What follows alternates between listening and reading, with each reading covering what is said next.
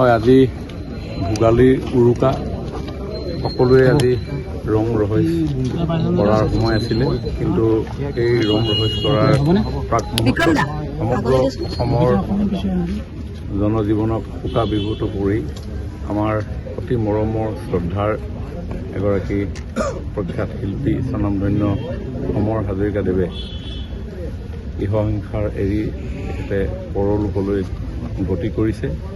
এই খবৰটো পোৱাৰ ভাগতেই বিয়পি পৰাৰ লগে লগে সমগ্ৰ অসমৰ জনসাধাৰণ শোকস্তব্ধ হৈ পৰিছে। তেখেতৰ বিদেহ আত্মাৰ আমি অসম চৰকাৰৰ হৈ সদগতি কামনা কৰিছোঁ।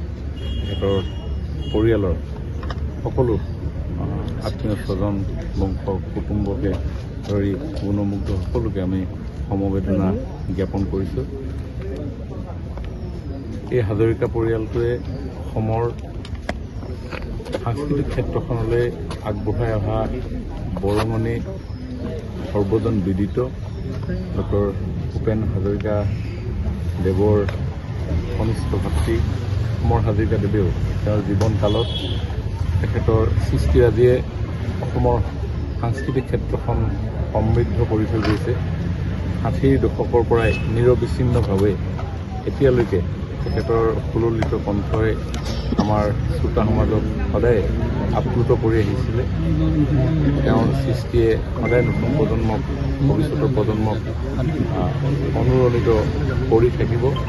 মই তেখেতৰ এই মৃত্যু অসমৰ সাংস্কৃতিক ক্ষেত্ৰৰ কাৰণে এটা অপূৰণীয় ক্ষতি বুলি অনুভৱ কৰিছোঁ, কাৰণ যিকেইজন জ্যেষ্ঠ সংগীতজ্ঞ আছিলে আমাৰ মাজত, লাহে লাহে যেন সময়ে সকলোকে আমাৰ পৰা আঁতৰাই লৈ গৈছে।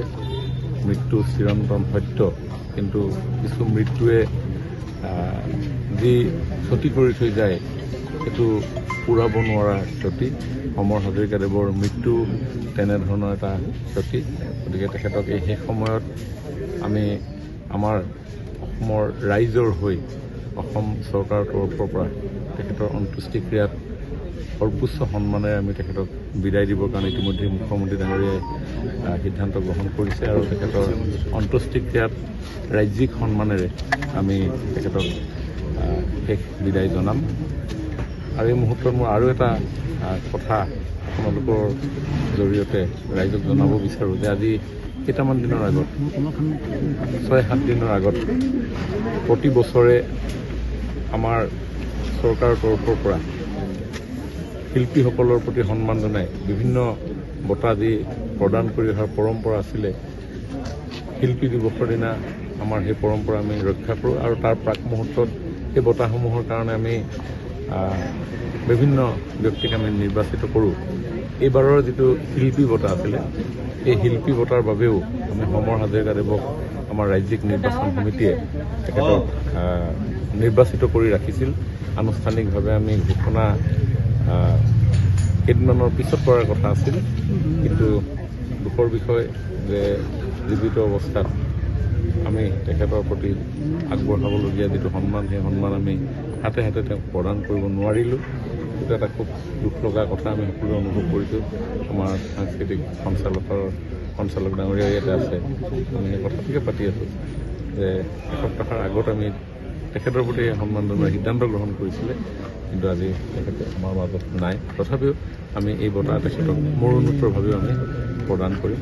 মই তেখেতৰ পুনৰ আত্মা সদগতি কামনা কৰি ভগৱানৰ ওচৰত ইতিমধ্যে আমি পৰিয়ালৰ লগত প্ৰাৰম্ভিক কথাখিনি আমি আলোচনা কৰিছোঁ। যিহেতু সমৰদাই আকাশবাণীৰ জৰিয়তে তেখেতে এই সংগীত ক্ষেত্ৰখনত আত্মপ্ৰকাশ কৰিছিলে, গতিকে আকাশবাণী কেন্দ্ৰলৈ তেখেতৰ নশ্বৰ দেহ লৈ যোৱাৰ এটা কথা চলি আছে। আৰু সমৰদা স্থানীয় যি দীপক সংঘ, এই দীপক সংঘৰ লগত ওতঃপ্ৰোতভাৱে জড়িত হৈ আছিলে। দীপক সংঘৰ ৰাইজেও তেখেতক তাত শেষ দৰ্শনৰ কাৰণে নিবৰ কাৰণে আহ্বান জনাইছে। তাতো আমি তেনেধৰণে পৰিভ্ৰমণ কৰাই গায়ন বায়নৰ দলেৰে তেখেতক এই শেষ যাত্ৰাত তেখেতক আমি আগুৱাই লৈ যাম। নৱগ্ৰহ